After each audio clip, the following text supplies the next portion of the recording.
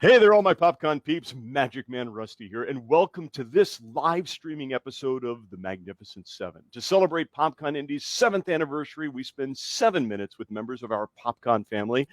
And joining us in the PopCon Corral tonight, a man who has not only portrayed nearly every alien in the Star Trek universe, but he also has the ability to bring them back from the dead.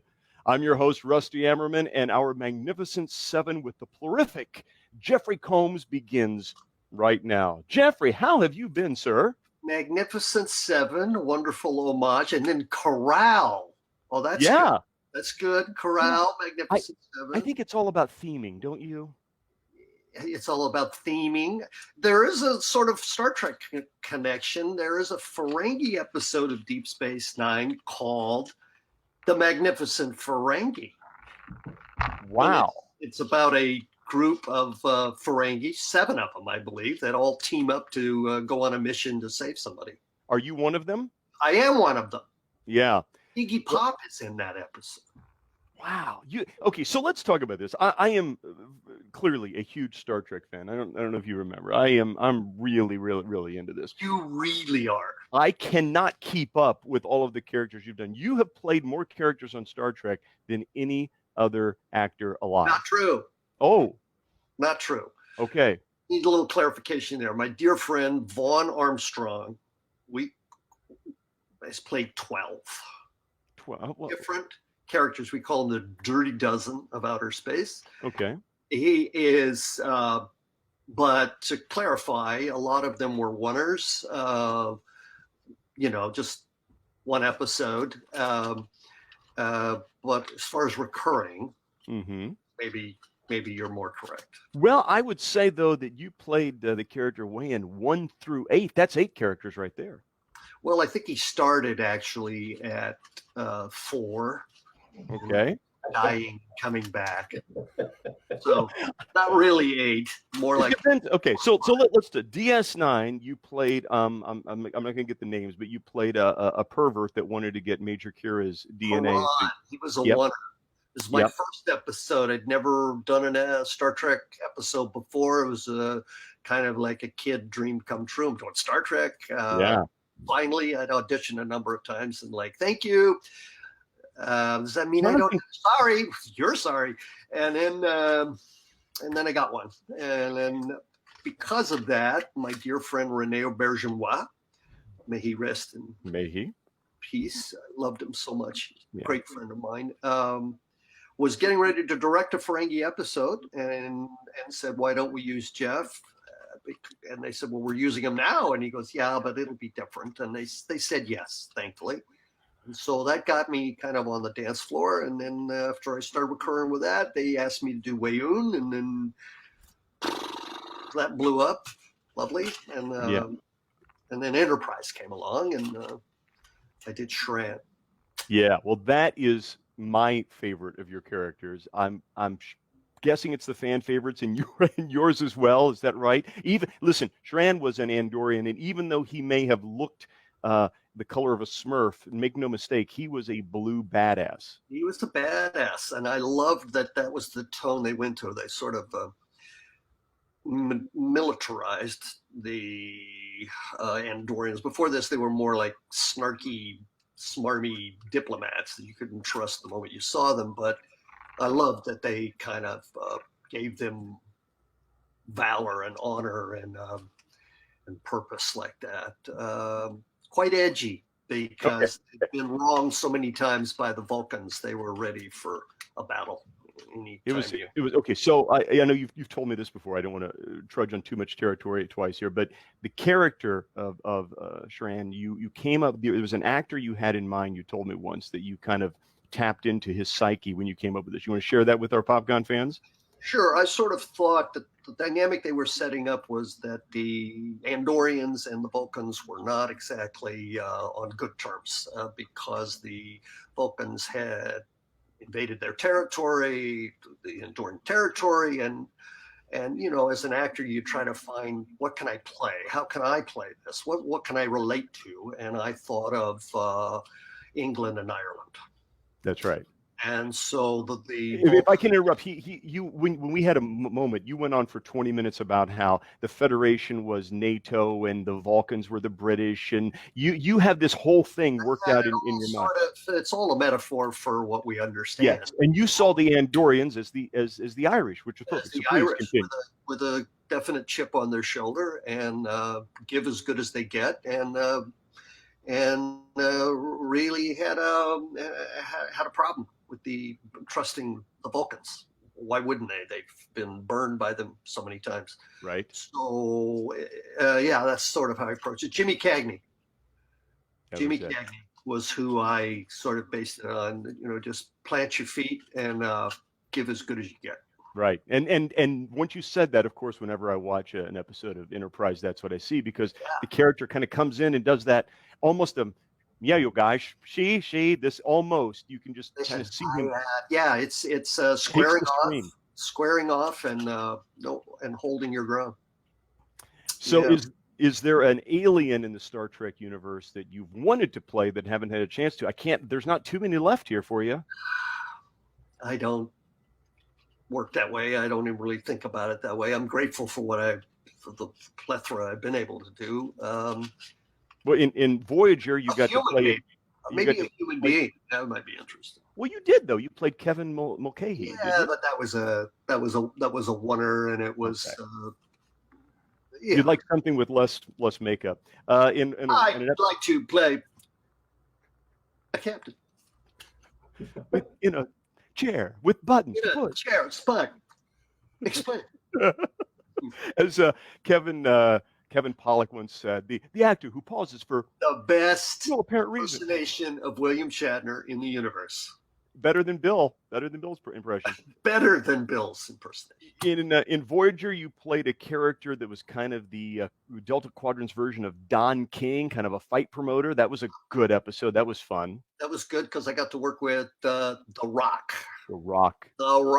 With his alien eyebrow. Very much TV, certainly no film at that point. He was just kind of a charismatic wrestler and nicest man you could ever hope to meet. And I remember vividly two things. He said, "Can we take a picture together?" I was like, "Oh, yeah, I guess. Jeez, being a wrestler, okay." And unbelievable, and so sweet. And then he also said, "Just call me Dwayne." And I remember thinking, Dwayne? No wonder he's called The Rock. Yeah, it's not really a wrestler name, but okay. No, it's not. I'm going to send my brother Dwayne to beat you up. That's not something. My brother Dwayne is going to meet you. So, right. Now we love it. Dwayne Johnson. You have such a great sense of humor. You really have a good comedic timing. Who is your favorite stand-up comedian of all time? Kevin Pollak? Carlin? Oh, yeah.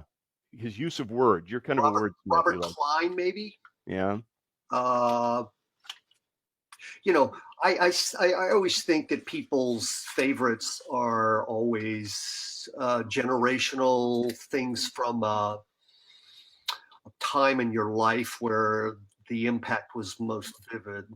And so, there's some wonderful comedians now that I love. I love stand-up, but just because of the impression they made on me at an impressionable time.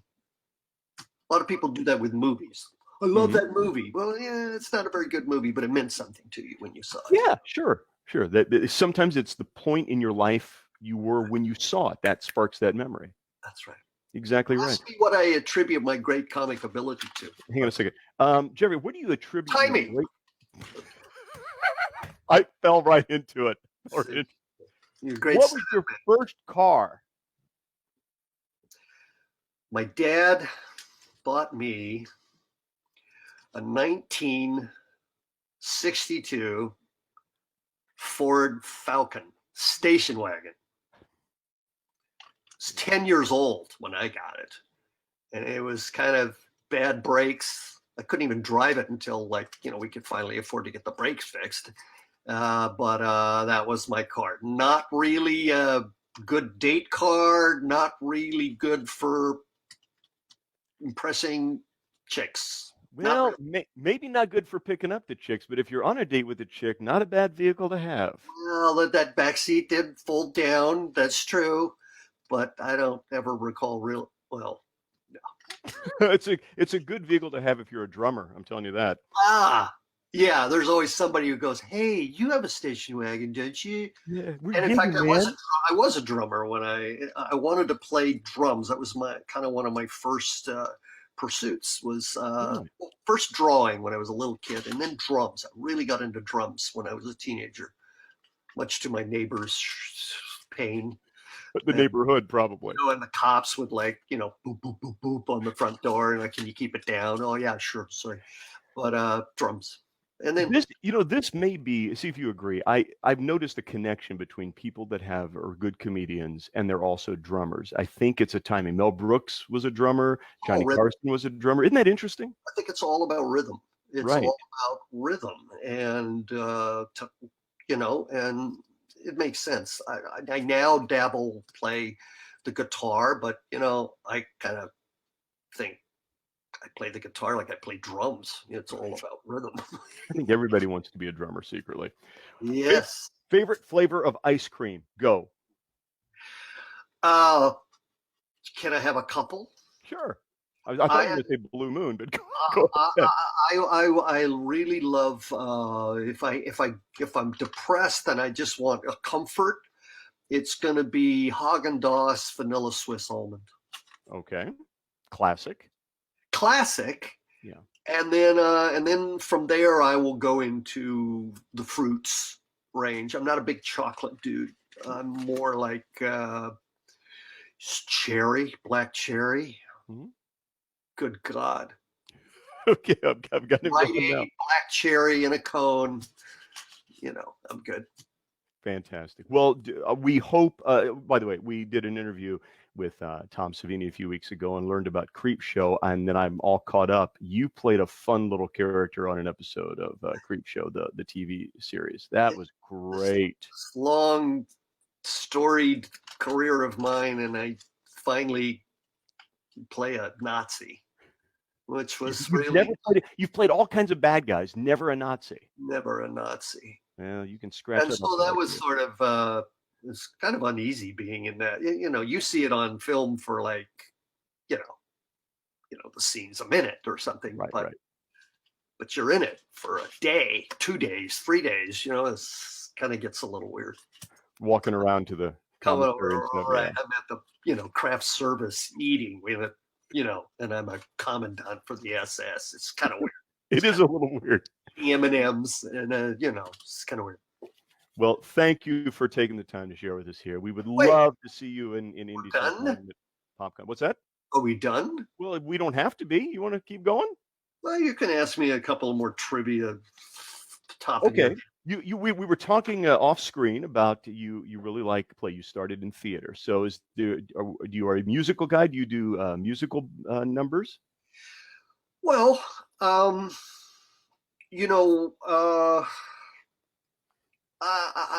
was never musical, I guess, when I was a kid. But once I got into theater, the particular school had a phenomenal theater department, and they were big on not only doing Shakespeare, and they were across the board in what they would produce, and a lot of them were musicals. So I did a lot of musicals, but I was mostly in the chorus and trying really hard to stand next to somebody who's singing the same part as me. I'm not real great with, I'll be a third above you kind of guy. Right. But if once I learn it, it's in there. I got it. I do perform. I hope you could see it sometime. I'm part of the Star Trek Rat Pack, which is a fabulous thing. We used to do it around the country, but we are kind of now doing it only a few places, sometimes in Europe, because Star Trek's still big over in Germany and England, but at the convention in Vegas, the big one.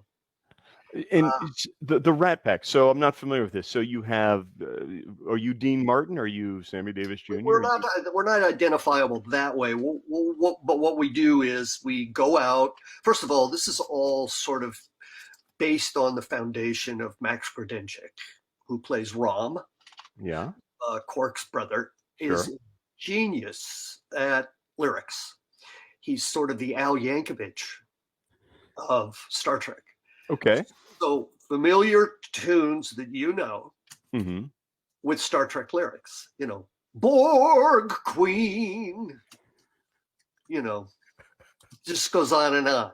How have I missed this? Okay, everybody. Okay. We close the show. It's a tradition now. We close the convention on a Sunday night every year.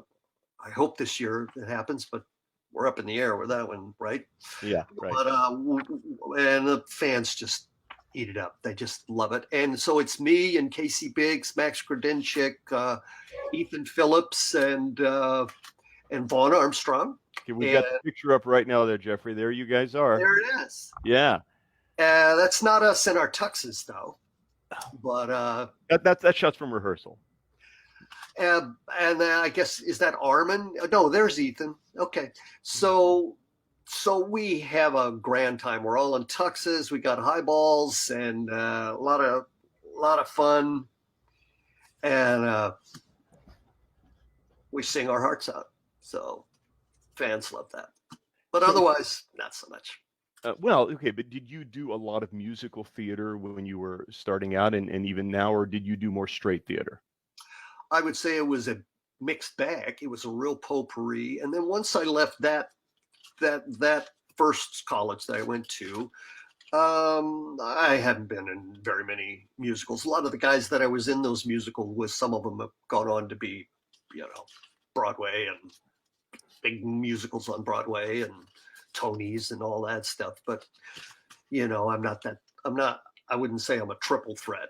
You know what I mean? You're a double threat. What a triple threat is. You got to be able to act, sing, and dance. Sing, dance, act. Yeah.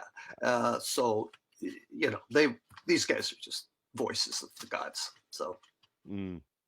So you of course are known as a character actor, which is not to say you couldn't be a leading man, but I would think, not being an actor, that character actor is really kind of where the fun is. You get to. It is where the fun. I played leading men, and it's not so fun. I would say this: it's actually more challenging because I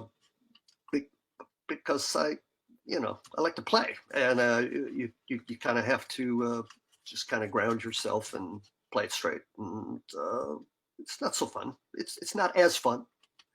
I like meat on the bone. You know what I mean? You get to work with accents and various things. Okay, so speaking of that, this is kind of fun. I think a good question. Who was your favorite James Bond of all of them?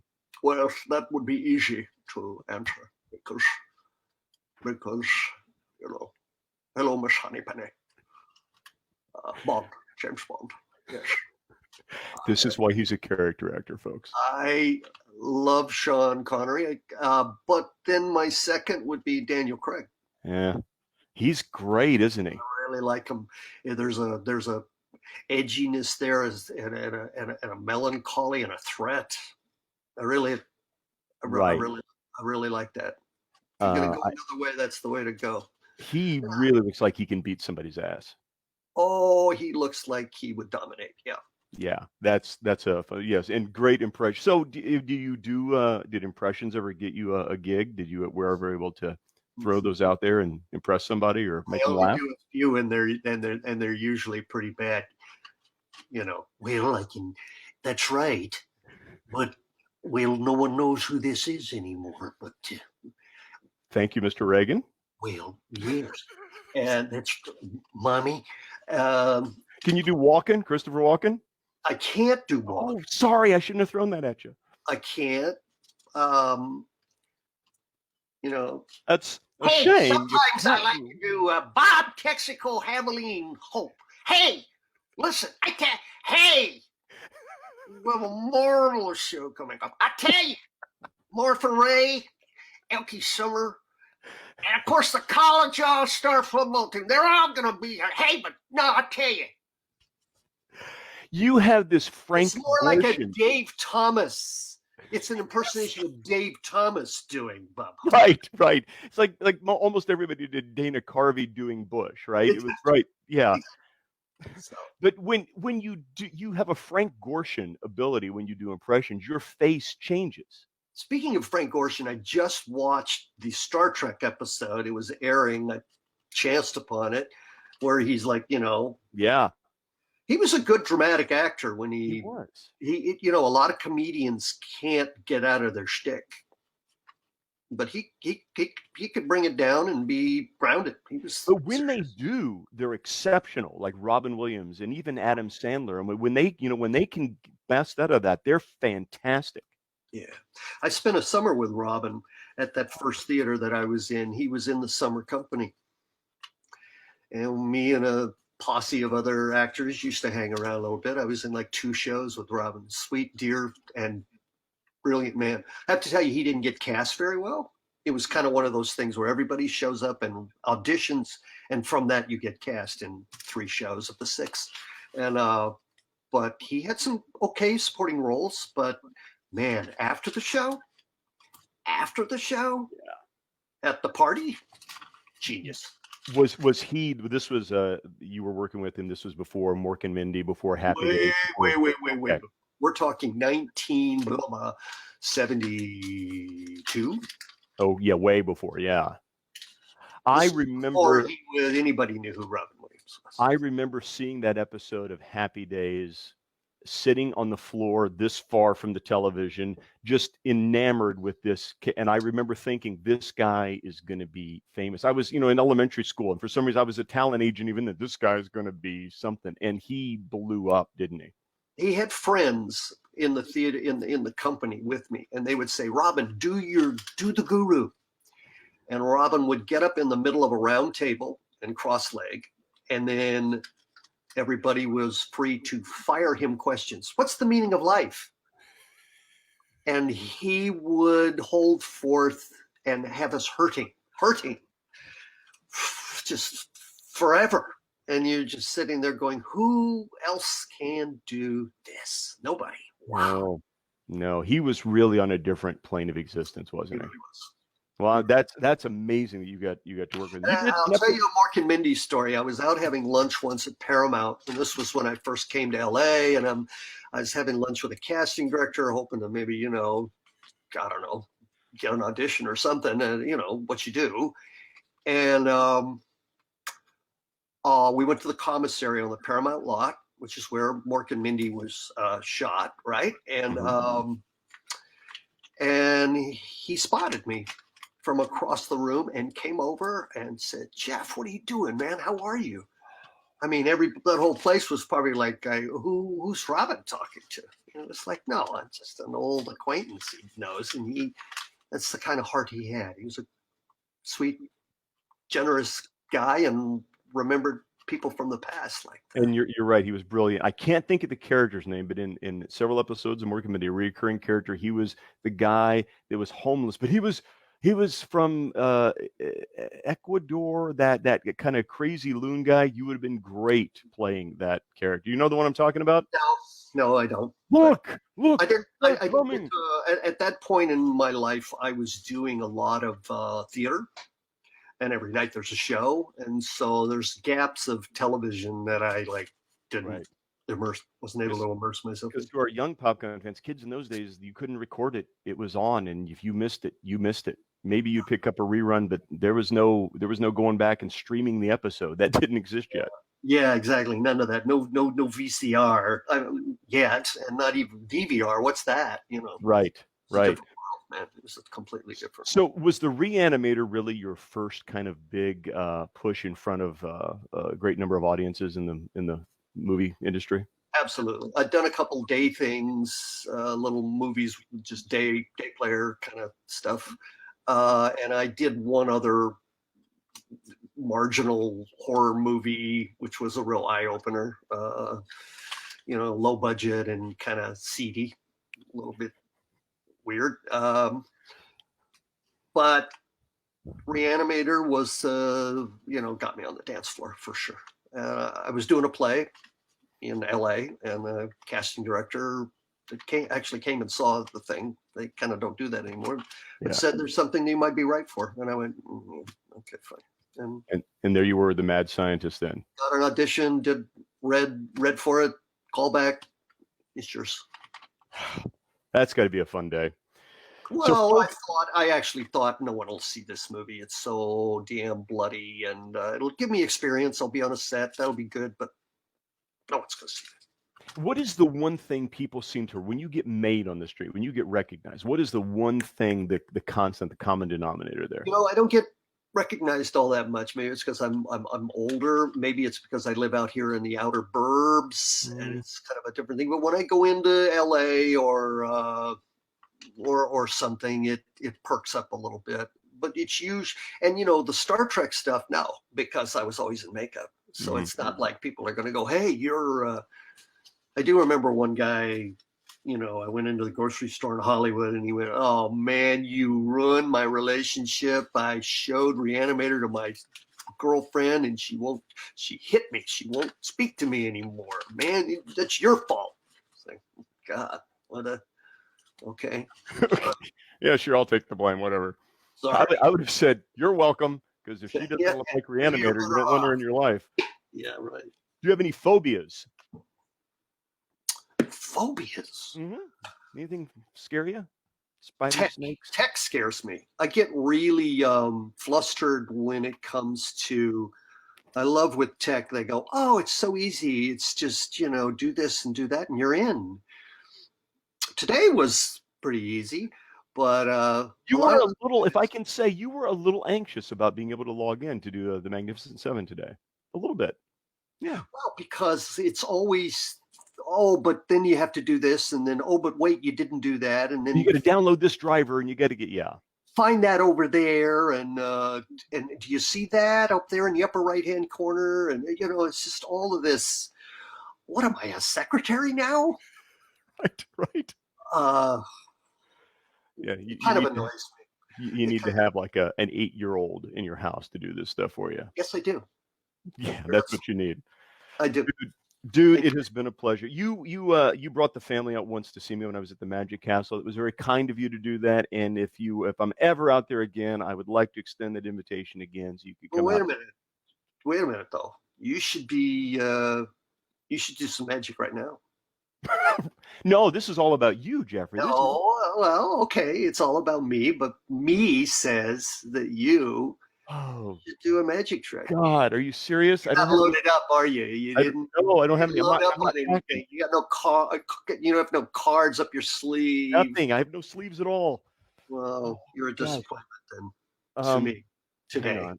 Hang on. Let me see. Oh boy, this is okay. Let me see.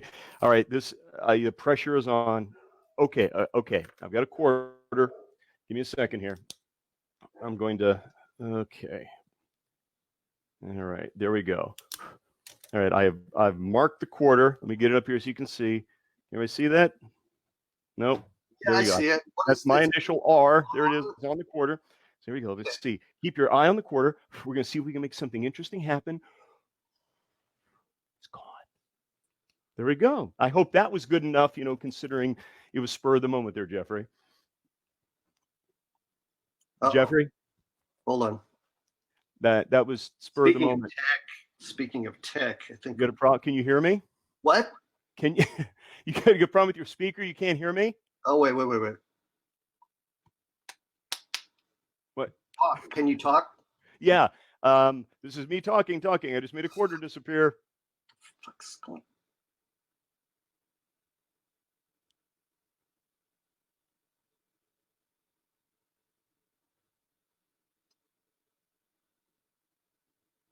From Indiana to California. Show the camera. This superstar. I need to Rusty. I need to lie down, and I need to find another mind, because mine is blown. What did you do, man? You are so kind. Thank you. You were always a big fan of when Tom and I would do magic. You were always a big fan. I love it. I'm glad that I could bring a little magic into your. How did you do that?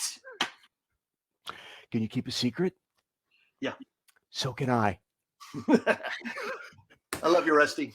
Jeff, love you too. Thank you for being a part of this. Please stick around after we say goodbye here, but we want to get you at PopCon, and I hope this COVID thing goes away and you get working and we can see you all over the place. To all of our PopCon nerds out there, live long and prosper. I'd love to come back to Indy. Wait a minute, there it is. Boop. See you, man.